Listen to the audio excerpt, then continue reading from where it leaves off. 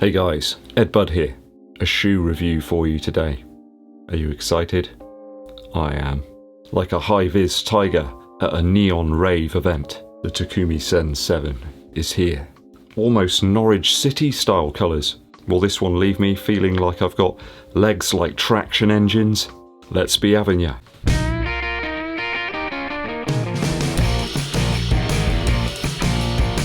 You guys know that I really enjoyed the Takumi Sen 6 when I tested it out this time last year, fresh from the master shoe designer Mr. Omori, of which I've done loads of research on. That guy seems like a very cool customer. I think Mr. Omori started working with Adidas back in 1999 on their Adizero line. I think there's a number of designs that are created that he actually crafts by hand. I think the idea is that machines just can't replicate the curves and things as well as he can with his hand. I think when it comes to running shoe uppers, you do need that precision, but you also need the natural sort of human element added to them. Small changes and variations are what our feet are all about, right? I think with running shoes you expect a certain level of detail and dialed in fit. Here's some stats. Amazingly, these weigh in at only 209 grams, so that makes them about 18 grams lighter than the Takumi Sen 6 from last year. It's about 0.6 of an ounce. Adidas suggests there's a 9mm drop in this shoe. It seems the same in terms of the midsole drop as the Sen 6, although the website's got differing numbers there. I think it feels like a 9 to me. I know a few other reviewers have mentioned that as well. It does seem a little odd. Nike and Adidas have got some strange information up on their websites right now. Before we get started with the main part of the review, if it's your first time here and you enjoy running shoe content, make sure you hit that subscribe button and also click the bell below so you receive notifications of when I launch those new videos. Okay, without further ado, let's get to it. This is a shoe that I've bought with my own cash, as per usual. These are my own honest, transparent views. I've got no apple carts to upset. So, an initial run of 7.2 miles or 11.6 kilometers in the Takumi Sen 7. It was an intervals-based session with about a mile either side of the intervals for warm-up and cool-down. Not that there was that much cooling down required, because I think it was about 0 out there. On the 400-meter repeats, of which there were 10, I got down below 6 minutes per mile on a few of those repeats, which is 3 minutes 44 per kilometre. Certainly the Sen had me upping my cadence on those repeats. I think I maxed out just over 200 steps per minute on a few of them, and the Coros watch recorded me at just under 400 for running power on some of those repeats. And the old heart rate wasn't looking too bad either. It was a good session. You didn't want to be standing round wasting time out there, I'll tell you that. It was cold. Upper first. Gotta say, the upper material in the Sen 7, it just fits like a glove. It's beautiful. Super light, super fitting. It just feels like it's been crafted for my foot alone. And the tongue here is lifted straight from the Adizero Pro or Adizero Adios Pro line.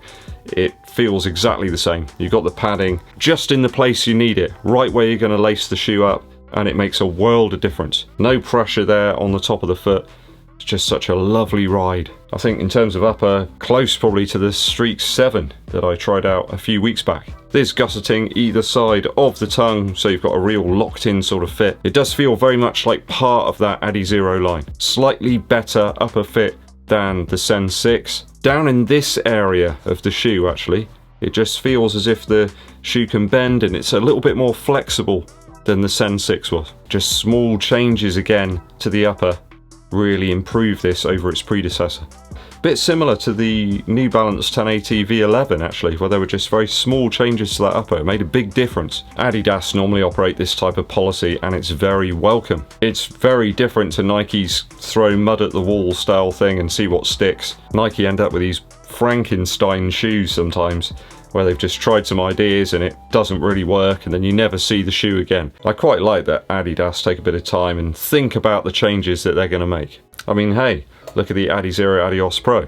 Took everybody by surprise, right?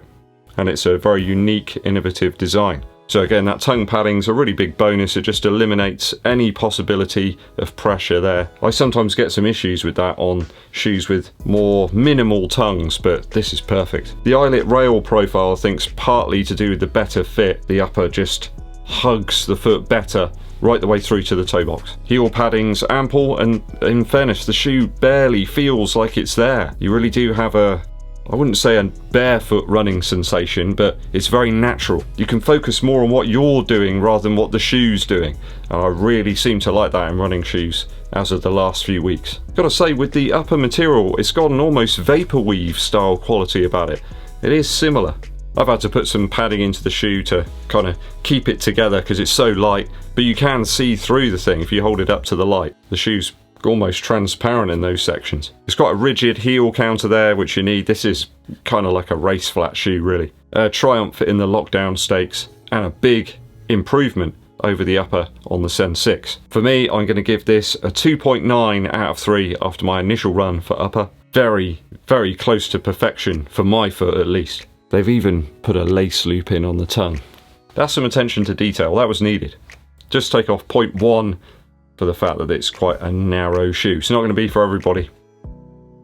Midsole now. Midsole wise, this is a lower stack and firmer cushioned fantasy. It's certainly not going to be for everybody's liking. Some people aren't going to like this shoe at all, in fact. Steer clear if you want gallons of gluttonous foam. This is the bare bones kit car for PR crushing pace. I'd say the lightstrike here in the Sen 7 is closer to that used in the SL20.2. It's not quite as malleable as the stuff that's in the SL20, and it certainly feels a little bit more malleable than the Sen 6. I don't know whether they're experimenting perhaps with the formulation of the foam, but certainly feels that way to me. It felt a little bit better at those lower paces actually, just a little more cushioned than the Sen 6 did. You just had to run fast in that shoe, there's no getting away from it. But I really do love the boost and lightstrike implementation in the shoe. As you can see here, you've only got boost in this front section right in the forefoot here, and the rest is lightstrike. I think the Takumi Sen series has always been about old school values really in a race shoe. I mean, you could use this for training as well. I'm going to, certainly, for intervals and for some higher tempo work. I just love it. That old school feel with a sprinkling of technology there to bring it into the modern age. I do wonder for fast daily training sometimes if all this extra foam is really warranted. Sometimes I think it might even hinder my quite light frame, and the use of this shoe in the intervals yesterday really did provide more evidence to suggest that. Really hitting it hard on those 400-meter repeats, it really felt great. I could really pick up the cadence, just felt nimble. I felt really, really good in this shoe. There's such response from it as well, where the boost is positioned just in the right place. And I think it will be quite resilient as well. We know that boost is resilient over many, many miles. I think I'd be keen to use this shoe for a 5k time trial and really test its metal. I think the closest other thing I've got is probably the Streak 7, although this feels quite heavy compared to the Takumi Sen 7. Although I think the Streak 7 will perhaps be more accommodating to more runners with that Zoom Air unit in the heel. Perhaps that makes it a slightly more versatile option for a wider range of people. Over those shorter distances though, I think if you're spending more time in the mid to forefoot, then this is the one for you. A superb shoe, but quite a unique underfoot experience as I mentioned, which isn't going to be for everybody. Engaging and exciting. I'm going to give this a 2.7 out of 3 after my initial run for the midsole. It's certainly a shoe with a purpose though. Outsole wise, it's a winning formula, so no need to change it. My point here is the protrusions. Quick strike application in the midfoot and the heel, and this continental rubber up here really does feel different to the Sen 6. Just feels a little bit more malleable, this stuff.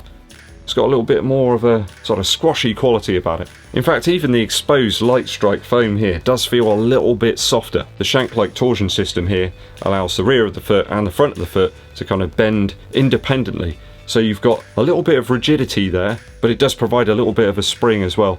Similar to that LEP system that's in the Ultra Boost. I mean, it's not a carbon plate type situation by any stretch, but it does give a little snap. Not for serene shuffles, this shoe, by any stretch. More gut-busting A-team action. We know that the Adidas Continental and Quick Strike rubber holds up very well over time. These lugs are in it for the long term. I'm going to give this a 2.8 out of 3 for the outsole after my initial run, only reduced a tiny bit by some necessary initial grinding to get the protrusions a little more supple.